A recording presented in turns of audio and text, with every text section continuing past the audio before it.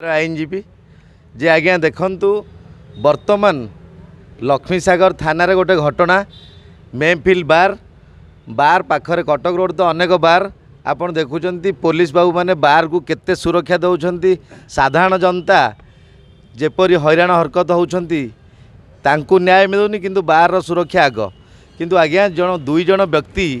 Cuttack road रे गंडगोल कले तो आज्ञा आजिकल गंडगोल हेले सबुटी गोटे लगी रोचे जे सुना चेन छिंडे नहीं गले तो आज्ञा सुना चेन टाक जब गोटे लक पकईदे कि छिंडे पारे तेणु सुना चेन छिंडेले जदि तार वीडियो सीसीटीवी फुटेज दरकार तार इनक्वारी दरकार तो आज्ञा जदि कौन जगार काउंटर केस होती उभय पक्ष दोषी बोली माने तांकर केस एतला दायर होती ताले आज्ञा सेई जगार पुलिस बाबू माने जड़े व्यक्ति को अरेस्ट करी ताकू फॉरवर्ड करी आउ जड़े व्यक्ति को छाड़वाटा केते दूर आज्ञा ठीक ओडिशावासी आपण माने बुझंतु जड़े जी यार पावर अच्छी जी दादागिरी करि पारुची जी पुलिस को धमकई पारुची तो आज्ञा सी जदि आंटीसिपेट बेल हवापाई तो बर्तमान ताकू पुलिस रो सुरक्षा मिल जाउची ताले आज्ञा ब्रिटिश शासन ठारू ओडिशा रे आउरी कड़ा शासन बर्तमान थाना चलछि सरकार कहिथिले मोहन सरकार कहिथिले जे कोनोसी अभियुक्त जदि थानार द्वारस्थ होइतांती तांकू समान बुझावणा करिवा पाई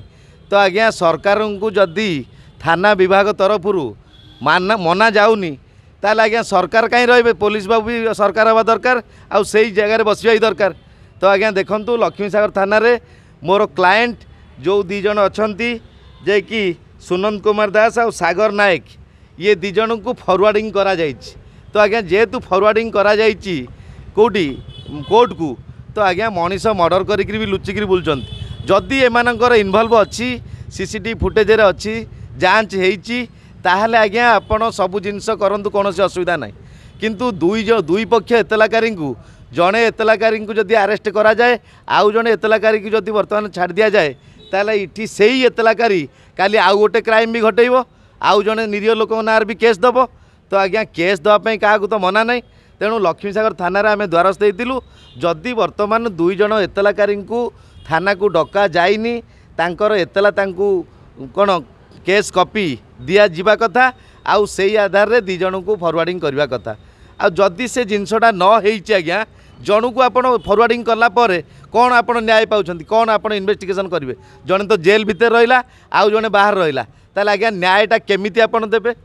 तेणु मोर क्लाएंट आज जी अरेस्ट होइछंती तो तांको नारे जदि मिछ मकदमा करा जाए आपण जानिचंती कोर्ट रे अनेक मिछ मकदमा प्रमाण होउची सेटा हेला परे डिफामेशन भी सुट होउची तेणु एबे वर्तमान लक्ष्मीसागर थाना रे मोर क्लाएंट को जो माने अणदेखा करागला कि ता ऊपर अत्याचार करागला कि ता ऊपर जुलम करागला ताकू दादागिरी करिक फॉरवर्डिंग करागला ताले आज्ञा एथिपाई लक्ष्मीसागर थाना दायी रहिबो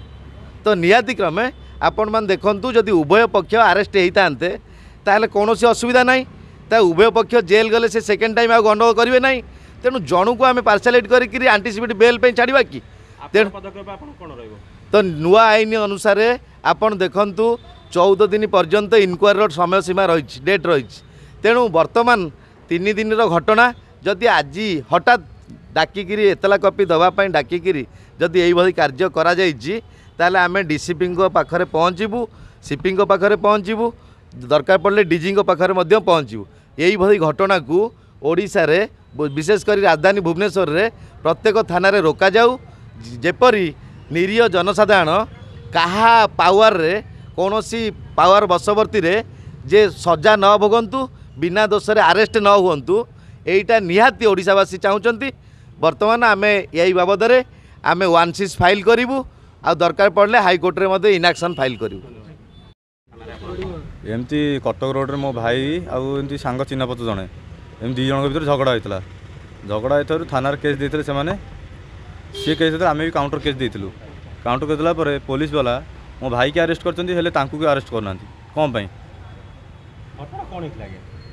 सी मद पी के सोधावधी कर झगड़ू ठेला पेला होते कटक रोड रे दीपाली बार पाखे एमती झगड़ा हो सी आसिक काउंटर ये केस करता मो भाई काउंटर केस करता पुलिस वाला कौन कले ना मो भाई की धरिकी कोर्ट फरवर्ड कले हेले ताकू किसी डाकी तदंत कले ना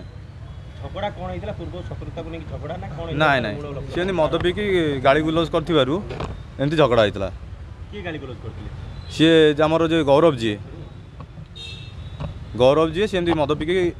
ଅଭାସରେ ଗାଳି କରୁଥିବାରୁ ଇଏ ଧକ୍କା ମରାମରି ହେଇଛନ୍ତି। ଧକ୍କା ମାରି ତ ସିଏ ଆସି କେସ୍ କରିଛି, ମୋର ସୁନା ଚେନ୍ ଛିଡ଼େଇ ନେଇଯାଇଛନ୍ତି, ଇଏ କରିଛନ୍ତି, ସବୁ ମିଛ କେସ୍ କରିଛି। ପୋଲିସ ବାଲା ଯାଇକି ମୋ ଭାଇକି ଧରିକି ସକାଳୁ ଆଜି ଆଣିଛନ୍ତି, ଆଣିକି ତାକୁ କୋର୍ଟ ଫରୱାର୍ଡ଼ କରିଛନ୍ତି। ହେଲେ ତାକୁ ଏପର୍ଯ୍ୟନ୍ତ ଗୌରବକୁ ଡାକି ନାହାନ୍ତି, କିଛି କରିନାହାନ୍ତି। ଆପଣ ବର୍ତ୍ତମାନ ଚାହୁଁଛନ୍ତି କ'ଣ? ଯାଉନି ନ୍ୟାୟ ଦରକାର, ତାକୁ ବି ଡାକନ୍ତୁ, କେସ୍ ସିଏ ଯଦି କମ୍ପ୍ରମାଇଜ୍ କରିବ, ନହେଲେ ତାକୁ ବି କୋର୍ଟ ଫରୱାର୍ଡ଼ କରନ୍ତୁ। ଠିକ୍ ଅଛି। ଆଉ କିଏ